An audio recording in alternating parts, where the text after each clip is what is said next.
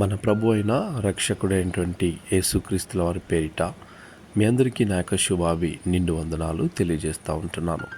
ఈరోజు దేవుని యొక్క వాగ్దానము మత్తయి సువార్త 5వ అధ్యాయము 7వ వచనము. కనికరము కలిగిన వారు ధన్యులు, వాళ్ళు కనికరము పొందుదురు.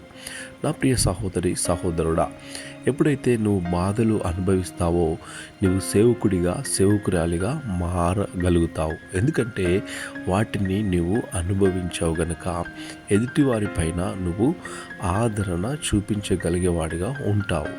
ఎప్పుడైతే మన జీవితాల్లో మనం బాధలు అనుభవించిన వాళ్ళుగా ఉంటామో ఆ బాధని నువ్వు ఎదుటి వ్యక్తులపైన ఒక పరిపూర్ణమైనటువంటి ప్రేమతో వాళ్ళని మాట్లాడగలిగేటువంటి శక్తిని దేవుడు నీకు ఇస్తాడు.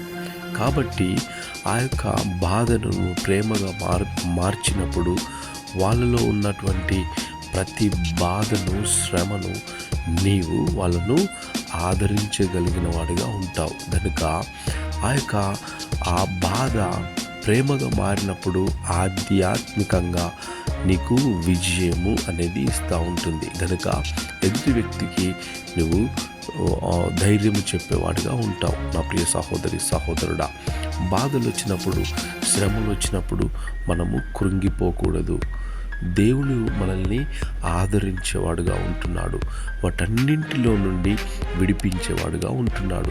ఎందుకంటే దేవుని వాక్యము సెలవిస్తూ ఉంటుంది, నీతిమంతునికి కలుగు ఆపదలు అనేకములు వచ్చినప్పుడు వాటన్నింటిలో నుండి కూడా దేవుడు విడిపిస్తాడు.